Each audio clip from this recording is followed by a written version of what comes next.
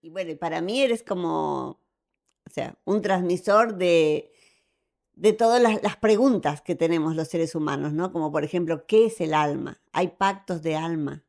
Así que vamos por allí.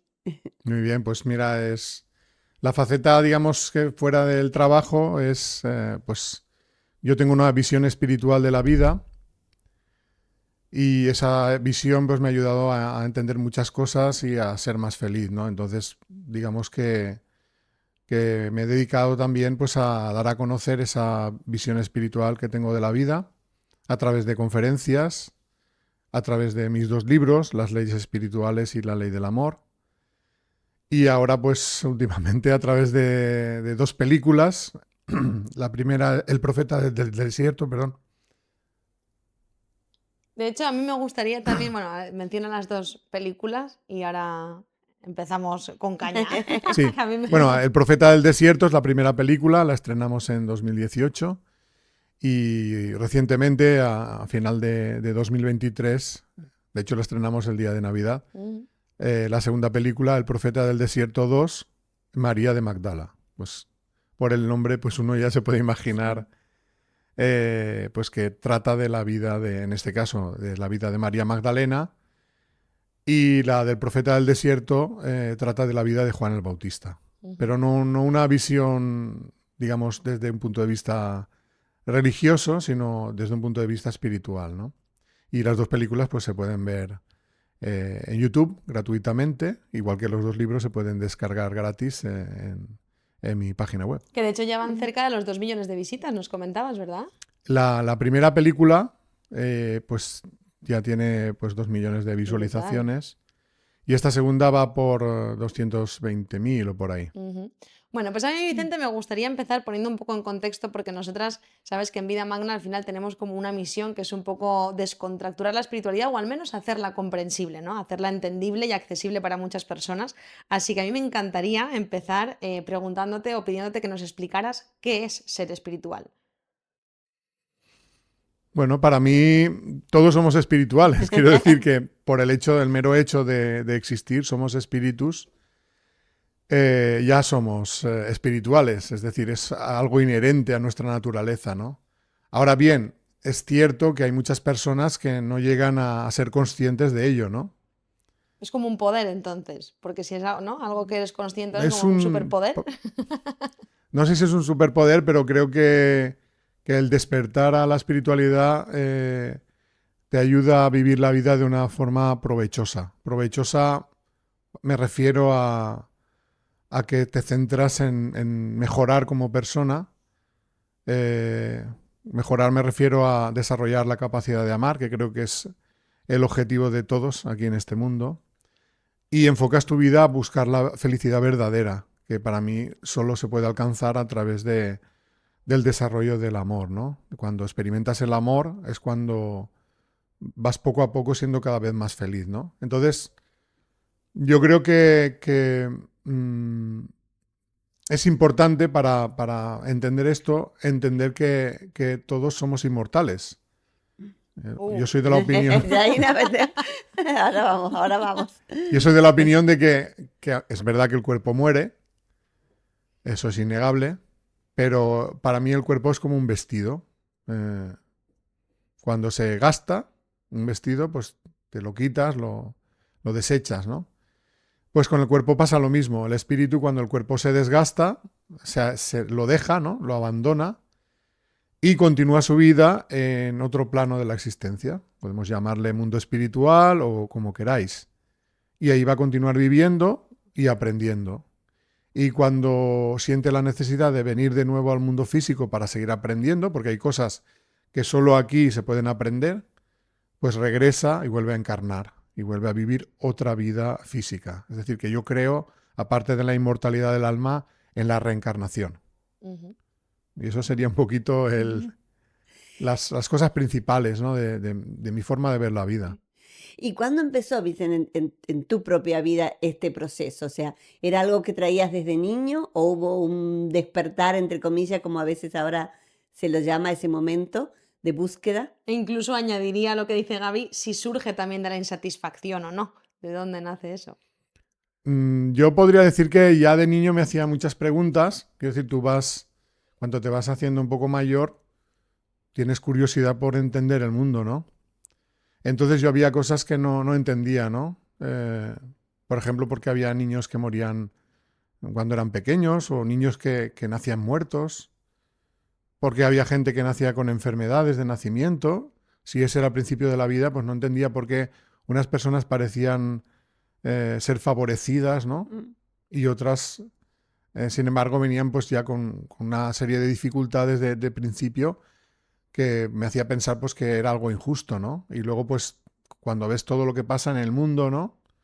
Todas las guerras, los asesinatos, los genocidios, todas estas cosas, pues te planteas, ¿y esto tiene un sentido? Bueno, yo por haber nacido en un país católico como España, pues me eduqué en el catolicismo, ¿no?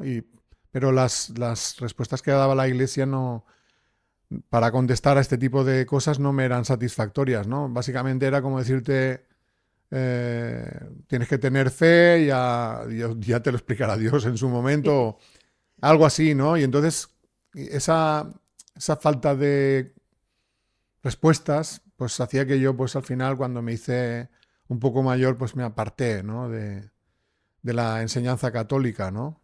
No diría yo que fuera ateo, pero digamos que un agnosticismo, ¿no? No podía decir si creía o no en Dios, pero sí que sabía que había muchas cosas de la Iglesia que a mí no me contestaban mis preguntas, ¿no?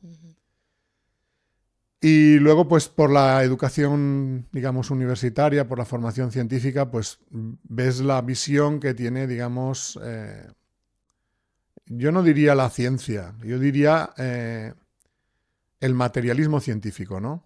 O sea, que aún así, a pesar de estar con todas esas preguntas en este timeline que nos estás contando, que fue desde pequeñito, tú decides ir por las ciencias, estudiar toda esa... Sí, porque yo tenía como una vocación, ¿no? Yo quería, de pequeño, ya a los 12 años, yo quería ser científico, quería estudiar el cáncer, la genética del cáncer. Un poco increíble, ¿no? Para esa edad, porque normalmente no se tiene claro. Pero yo ya de pequeño me orientaba por ahí y al final he acabado trabajando en eso, ¿no? Eh, pero digamos que, aunque en la universidad yo no he estudiado filosofía, ¿no? No se tratan esos temas, implícitamente parece que solo se dé, o sea, se da por hecho que solo lo que es material existe, ¿no? Entonces, aquello tampoco respondía a mis preguntas, ¿no? Entonces, ya estando en la carrera, estaría en tercero de la carrera de químicas, pues digamos que empecé a pasar por una crisis personal de no entender el mundo, de no tener ilusión por nada. Seguía, digamos, por responsabilidad con mis padres, seguía pues estudiando y haciendo todo lo que se suponía que tenía que hacer, pero no tenía un propósito por el que vivir, ¿no? Entonces, al mismo tiempo, bueno, aparte me sentía muy solo y muy raro. O sea, porque no veía que la gente de mi edad tuviera las inquietudes que yo tenía, ¿no? O igual no las contaban. Puede ser, pero digamos que cuando yo me daba a conocer en mis inquietudes, notaba que no era comprendido, ¿no? Parecía que la gente de mi edad pues era disfrutar el momento, pasárselo bien, salir de fiesta y cosas así, ¿no? Un poco más. Entonces, digamos que también el tema de relaciones personales, de pareja y tal, pues no me fue bien, estaba así como desilusionado, ¿no? Por la vida. Y al mismo tiempo desarrollé algunas enfermedades. No eran graves, pero eran dolorosas, ¿no? Entonces, pues yo fui al médico, el médico me daba medicamentos y aquello no mejoraba, incluso aparecían otros problemas, ¿no? Entonces, en ese estado de cosas, mi hermana me dijo, pues aquí yo tengo una amiga que su madre atiende en su casa, lo que se llamaba entonces curanderas, ¿no? Pues para atender a la gente sus problemas, ¿no? Sus enfermedades. Y es gratis. Entonces dije, bueno, pues si es gratis no tengo nada que perder. Entonces yo acudí allí, pues a ver qué pasaba, ¿no? Entonces ella, bueno, me preguntó qué me pasaba, y me duele aquí, tal. Bueno, le expliqué un poco cuáles eran mis problemas.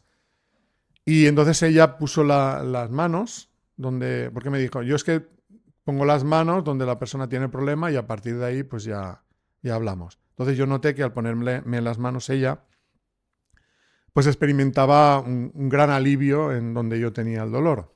¿Y tú eres de alguna manera ya escéptico en ese momento también ante esas cosas o te mostrabas bastante abierto porque ya habías Yo, investigado? digamos, ni creía ni dejaba de creer. Estaba abierto, pero no había profundizado. De hecho, cuando yo llegué allí, ya me había leído algunos libros. Bueno, no sé si os acordáis que había una revista antes que se llamaba Muy Interesante, no sé si Sí, todavía sí, existe. sí, yo me acuerdo. Entonces esta revista traía como un pequeño libro donde recomendaban libros sobre vida después de la vida y vida antes de la vida. Entonces yo me compré justamente esos dos libros. Uno era de Raymond Moody, Vida después de la vida, y Vida antes de la vida de Helen Wambach. Entonces ahí hablaba de testimonios de personas que habían estado clínicamente muertas y habían tenido una experiencia en ese intervalo. Es el de Raymond Moody. Y luego había gente que recordaba vidas anteriores a través de hipnosis regresiva. Entonces, yo llegué allí, digamos, interesado por este tipo de temática, porque veía que aquello, además, el hecho de que fueran médicos los que escribieran esos libros, para mí le daba más credibilidad. Claro. Entonces, aparte de que ella me comentó el tema de, o sea, me alivió el dolor, me dijo, estos problemas que tú tienes físicos son consecuencia de problemas emocionales que tú tienes. Y me dijo, es esto, esto y esto. Y claro, yo me quedé impactado porque era verdad lo que estaba diciendo ella, pero yo no se lo había dicho a nadie. Era un secreto que yo guardaba, ¿no? Entonces le pregunté, ¿cómo lo sabes? ¿No? Porque es cierto, pero yo no se lo he dicho a nadie. Entonces ella me dijo, es que a mí me ayudan para ayudarte. Yo le pregunté, ¿quién te ayuda? ¿Quién te ayuda? Y ella me dijo, los hermanos de luz, que era como llamaba pues, a los espíritus del otro plano, ¿no? Que le ayudaban. Entonces yo en un primer momento, claro, eso me impactó mucho. Y ella me dio unos consejos para ir resolviendo todos esos problemas. Los consejos eran muy lógicos, razonables, tenían sentido, entonces decidí que era buena idea seguirlos. Y además, como lo que ella me estaba diciendo encajaba, porque claro, yo aproveché para hacer las preguntas que yo tenía ahí guardadas, ¿no? Claro. De dónde venimos, a dónde vamos y cuál es el sentido de la Todo vida. en esa primera sesión todo. No todo, no. Todo en la primera no. Tú dijiste, si aquí hay ayuda, yo pregunto. Bueno, fue a partir de que ella me dijo, los hermanos de luz, y que sabían cosas de mi vida, dije, bueno, pues yo le voy a preguntar a estos señores, no sé quiénes son, pero les voy a preguntar cosas que yo tengo dudas, a ver qué me dicen. No tengo nada que perder, ¿no? Y entonces lo que ella me contestaba sobre esos temas coincidía con lo que había leído en los libros. Y además también ella me recomendó un libro, que ella no se acuerda que me lo recomendó, pero que se llamaba El libro de los espíritus, de Allan Kardec. Claro, ese libro, claro, el nombre ya me asustó un poco, ¿no? Pero cuando leí este libro, es un libro que habla pues, de una comunicación con el plano espiritual en el siglo XIX, a través de mediums. También se hacían, o sea, las mismas preguntas que yo me hacía estaban puestas ahí en el libro. Era un libro de preguntas y respuestas.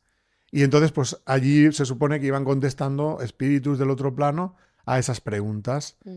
Y claro, lo que decía el libro me cuadraba. Por primera vez empezaba a cuadrarme y me respondía a mis preguntas, ¿no? Entonces, por diferentes vías estaba recibiendo lo que yo andaba buscando, que es un porqué del sentido de la vida, ¿no? Entonces, pues yo seguí yendo más veces y ya, pues bueno, poco a poco fui mejorando de mis problemas, tanto emocionales como físicos, y ella me dijo, Juani, que luego vamos a hablar un poquito más de ella, me dijo, tú puedes poner las manos también para pasar energías, lo que ahora se conoce como Reiki. Claro. ¿Es algo que podemos hacer todos? Sí, para mí sí. Y entonces empecé a practicar, pues primero con la gente conocida y luego ya pues con otra gente. Y entonces ella me dijo que pues ese contacto espiritual lo tenemos todos y que se puede aprender a desarrollarlo, ¿no? Y entonces ya empecé a tener también mis propias experiencias de contacto y llegó un momento que tenía tanta información. a través de todas esas vías que iban llegando, pues que decidimos que era importante comunicarlo, ¿no? Yo al principio me sentí como que se me caía una venda de los ojos, estaba muy ilusionado y pensaba que tenía que ir por ahí a la gente diciéndoselo. Luego me di cuenta que no era así como funciona, ¿no? Que la gente va a pensar que estás loco. Ahora Entonces, luego nos explicas cómo funciona. vale. Bueno, la cuestión es que tenía mucha información, pensaba que era muy egoísta no compartirlo, ¿no? Luego ya que cada uno piense lo que quiera. Y de ahí surgió el tema de empezar a hacer conferencias, primero sobre un tema muy importante que es el origen emocional de la enfermedad, porque en mi caso fue así, mis enfermedades fueron por problemas emocionales y luego pues me di cuenta que en muchos otros casos también ocurre así, busqué también bibliografía y vi que realmente había gente, médicos que habían tirado por ese camino, ¿no? De mostrar la relación entre las emociones y las enfermedades. Eso nos alivia, ¿no? Parece como que incluso cuando la ciencia avala ciertos aspectos que son más como espirituales, nos relaja, ¿no? O a mí por lo menos siempre digo como, está bien, me da como esa coherencia de la que tú hablabas y por la cual tú te fiaste de Juani. Es como, esto me suena coherente, me suena razonable, ¿no? Me suena aceptado científicamente. Hay que pensar que no toda la ciencia piensa igual. Quiero decir, la ciencia Claro. está hecha por científicos Claro. y dentro de la ciencia hay corrientes, ¿no? Pues Claro. hay una corriente que es totalmente nihilista, que solo cree en lo material. Pero hay otra parte de gente, investigadores, digamos, más atrevidos, pues que sí que se interesan por, digamos, por las cuestiones existenciales, ¿no? Entonces yo me fui por ese camino, ¿no? Lógicamente, pues habrá otros científicos que todo eso les parezcan chorradas, ¿no? Antes, mucho más. Es decir, antes, sobre todo en España, no había médicos que hablaran de esto, o muy pocos y de manera privada, ¿no? Hoy en día, afortunadamente, ya hay bastantes, ¿no? Bastantes médicos que se han atrevido a hablar de las experiencias cercanas a la muerte, de la espiritualidad, y ya no son tachados de, digamos, de pseudocientíficos, herejes, o esas palabras que se suelen utilizar, ¿no? Para definir a la gente que no es materialista, ¿no? Y también ha hecho un gran avance todo lo que es la biodescodificación y bioneuroemoción, que ha aportado un poco esta relación, ¿no? Entre Bueno, yo para mí síntoma el gran médico que ha aportado esto es el doctor Hammer, médico Claro, claro, alemán, ¿vale? claro. Pero fue muy perseguido para mí por unas cuestiones puramente económicas, ¿no? Pero no solo él. Hoy en día hay dos ramas de la ciencia, que es la psiconeuroinmunoendocrinología y la medicina psicosomática, que son bastante antiguas. Esto arranca en la época de los griegos. Ellos también pensaban que había una relación, ¿no? Lo de los humores, ¿no? Entonces, hay muchos artículos de investigación que relacionan estas cosas. Entonces, no nos debería sorprender tanto, ¿no? Entonces, pero en España, digamos que llevamos un retraso respecto a otros países en ese aspecto.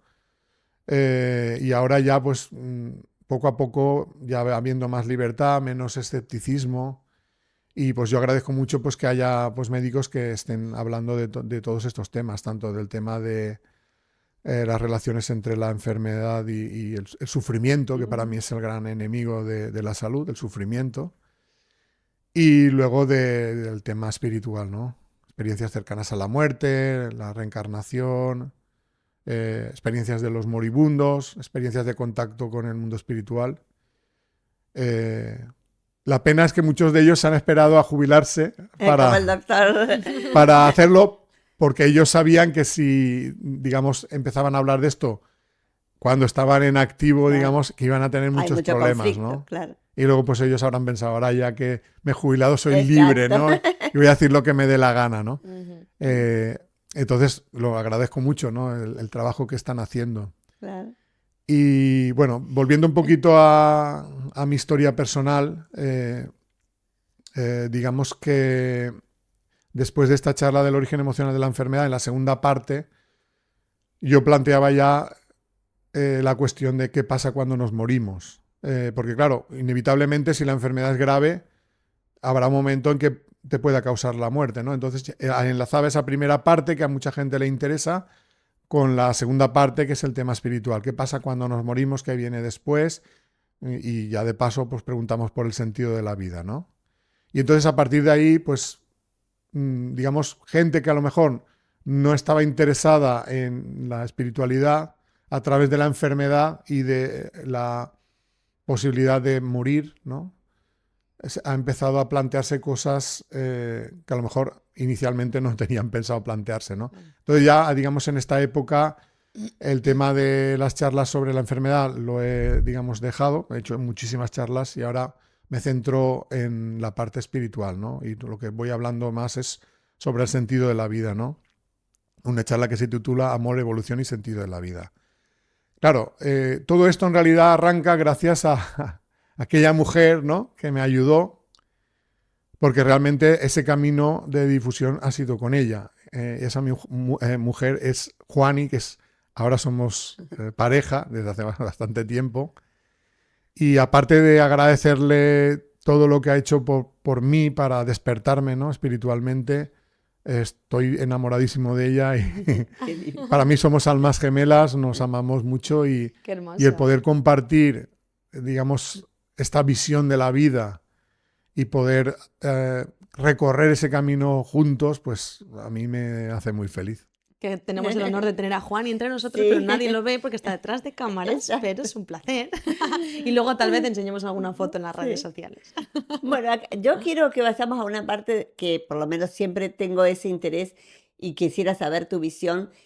La enfermedad o a veces ese momento de dolor, o sea, ¿es el alma que nos empuja? Por ejemplo, ¿es el alma que de alguna manera te lleva a que veas a Juani para que tengas, o en todo caso para que puedas cumplir a lo mejor con lo que te propusiste venir cuando encarnaste en esta vida? ¿O es la enfermedad que nos hace buscar respuestas? ¿Cómo lo ves tú?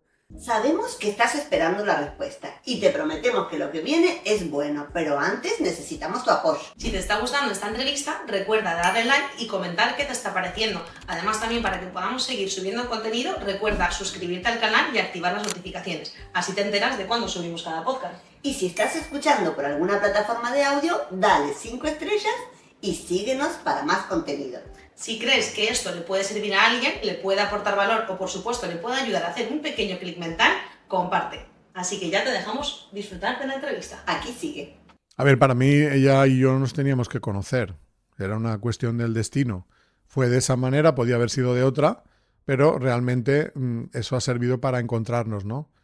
Y al mismo tiempo, pues, claro, yo iba buscando una ayuda, que en realidad era más necesaria una ayuda para mi alma que para mi cuerpo. Claro. Y al final encontré eso, porque buscando ayuda para la enfermedad física, vino la ayuda para la enfermedad anímica, ¿no? Que creo que es la más triste, ¿no?, del mundo, ¿no? Porque lamentablemente en este mundo parece que solo nos preocupamos cuando enfermamos físicamente. Sí. Pero la enfermedad física en muchas ocasiones para mí es una consecuencia de la enfermedad emocional, de la enfermedad del interior. Entonces yo creo que hoy en día la sociedad está enferma a consecuencia de que mucha gente no ha encontrado un sentido a su vida. O sea, no hay un deseo de luchar para vivir porque la mayoría de gente no ha encontrado nada que le motive a vivir la vida, ¿no? ¿Y nos contarías, Vicente, cómo es eso? ¿Cómo se encuentra ese sentido? Bueno, pues yo puedo hablar de cómo lo encontré yo, ¿no? O sea, realmente es muy intrínseco y personal e individual. Y yo creo que inherente a nuestra naturaleza espiritual, ¿no? Cada persona tiene un propósito. Sí, para mí el propósito es común en todos nosotros. Yo pienso que venimos a este mundo, encarnamos a este mundo por voluntad propia, con una serie de pruebas que nosotros elegimos, que están diseñadas para que desarrollemos nuestra capacidad de amar. Lo que pasa es que no nos acordamos cuando tomamos esa decisión. Pero ya veníamos con ese propósito y una vez encarnamos, el objetivo sería superar las pruebas. Si las superamos, nos hacemos más amorosos y menos egoístas, porque las dos cosas van de la mano. Para mí venimos a evolucionar y evolucionar es desarrollar la capacidad de amar y eliminar el egoísmo. Las dos cosas van de la mano. ¿Qué es lo que pasa? Que mucha gente cuando llega aquí es como que se deja arrastrar por cómo funciona este mundo, que es un mundo muy materialista, ¿no? Entretenido. Que, pues eso, básicamente, o te inclinas, digamos, por el vivir la vida desde el punto de vista material, ¿no? Gente que busca el dinero, la fama, tener una vida cómoda, el llamar la atención, ¿no? Ser famosos. Y luego hay gente, pues que llevando ese propósito de vida se siente vacía, porque su interior le dice, esto no me llena, ¿no? Luego, a veces tenemos problemas, digamos, nuestra vida a lo mejor puede ser relativamente cómoda, pero aparecen algunos problemas que pueden ser muerte de un ser querido, una enfermedad propia o de alguna persona allegada a nosotros, o alguna situación dura, ¿no? De la vida, que pueden ser muchas, ¿no? Pueden ser por problemas económicos, por problemas de diferentes tipos, que hacen que la persona, cuando llegue ese momento, como no entiende qué está pasando y no sabe cómo afrontarlo, se deprime. Y la depresión es la gran enfermedad del mundo.